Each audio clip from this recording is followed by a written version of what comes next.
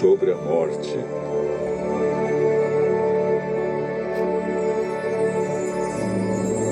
A morte é uma inimiga cruel.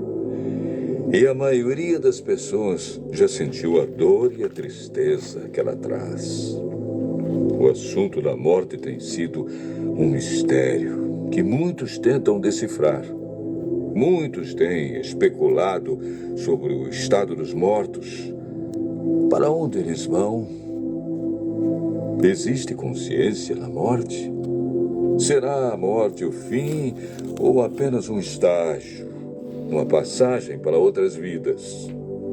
Hoje, no mundo cristão, há muitos ensinos sobre o estado do homem na morte.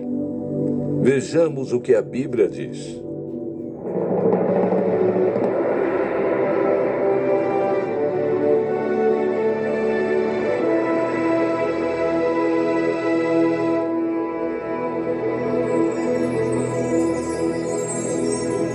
Antes de compreendermos o estado do homem na morte, precisamos entender a origem da vida.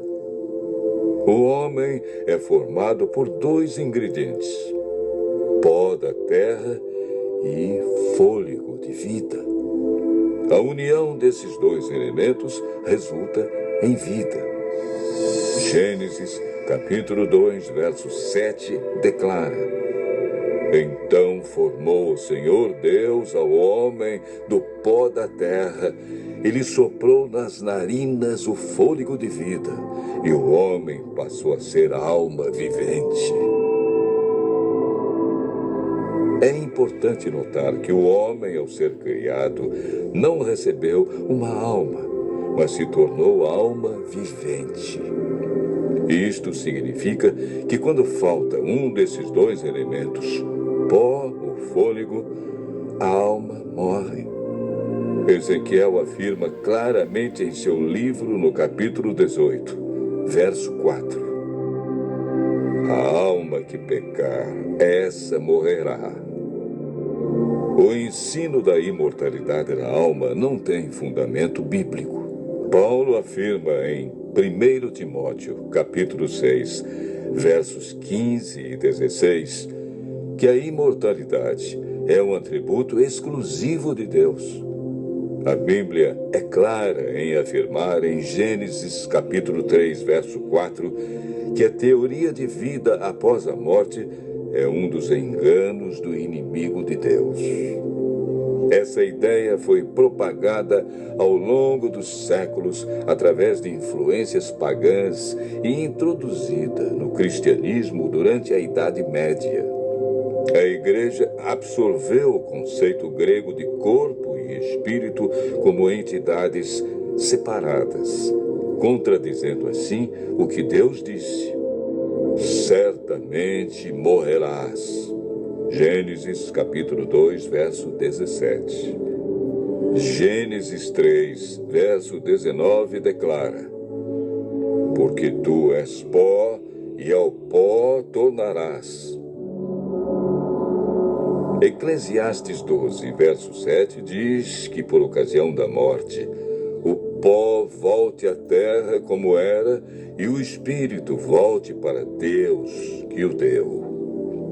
O espírito que ele deu na criação foi o fôlego de vida.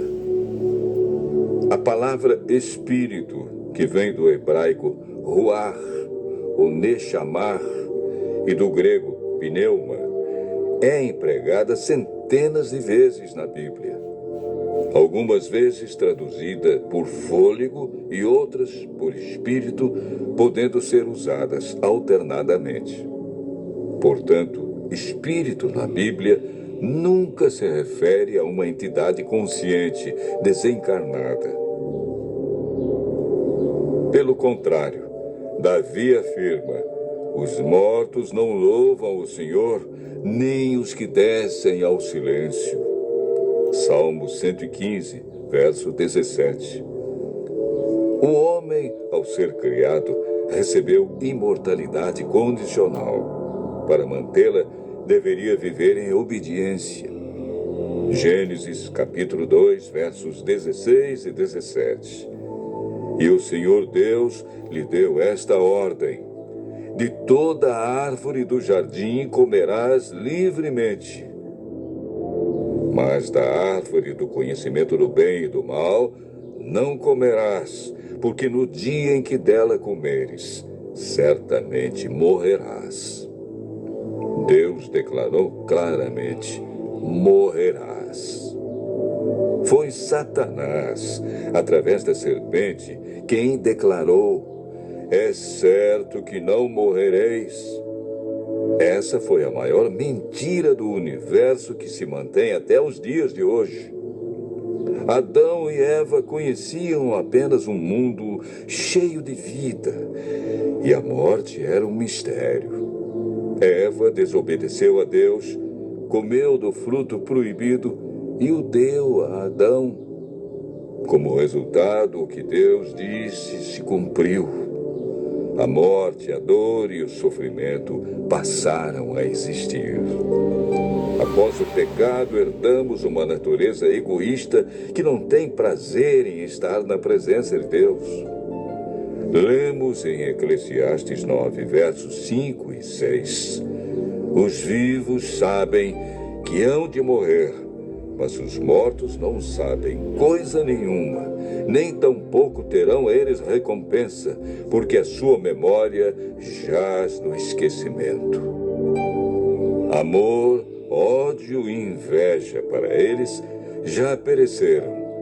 Para sempre não têm eles parte em coisa alguma do que se faz debaixo do sol. A Bíblia diz que os mortos não sabem coisa alguma, portanto, não podem se comunicar com os seres vivos e nem os vivos com eles. A pessoa, quando morre, permanece na sepultura em um estado de inconsciência. Jesus considerou a morte como um sono. Antes de ressuscitar a Lázaro, afirmou: nosso amigo Lázaro adormeceu, mas vou despertá-lo. Jesus apresenta a solução para a morte em João, capítulo 5, versos 28 e 29. Não vos maravilheis disto, porque vem a hora em que todos os que se acham nos túmulos ouvirão a sua voz e sairão, os que tiverem feito o bem para a ressurreição da vida, e os que tiverem praticado o mal para a ressurreição do juízo, que ocorrerá após os 1000 anos. O que receberão aqueles que participarem da primeira ressurreição, a ressurreição da vida? 1 Coríntios, capítulo 15, versos 51 a 53, declara: eis que vos digo um mistério. Nem todos dormiremos, mas transformados seremos todos, num momento, num abrir e fechar de olhos, ao ressoar a última trombeta. A trombeta soará, os mortos ressuscitarão incorruptíveis, e nós seremos transformados. Porque é necessário que este corpo corruptível se revista da incorruptibilidade, e que o corpo mortal se revista da imortalidade. Desde que o ser humano pecou, perdeu a imortalidade. Mas por ocasião da segunda vinda de Cristo, os que o aceitarem como Salvador receberão a dádiva da imortalidade conquistada por Jesus na cruz. João afirma, e o testemunho é esse, que Deus nos deu a vida eterna, e esta vida está no seu Filho. Aquele que tem o Filho tem a vida. Aquele que não tem o Filho de Deus não tem a vida. Cristo promete que o vencedor de nenhum modo sofrerá o dano da segunda morte. Aqueles que aceitam a Cristo e a salvação que Ele traz experimentarão a alegria indescritível por ocasião de sua vinda. Desfrutando felicidade plena, passarão toda a eternidade em companheirismo com seu Senhor e Salvador. Continue ouvindo a voz de Deus e seguindo a sua palavra, e desfrute pela fé a esperança da imortalidade.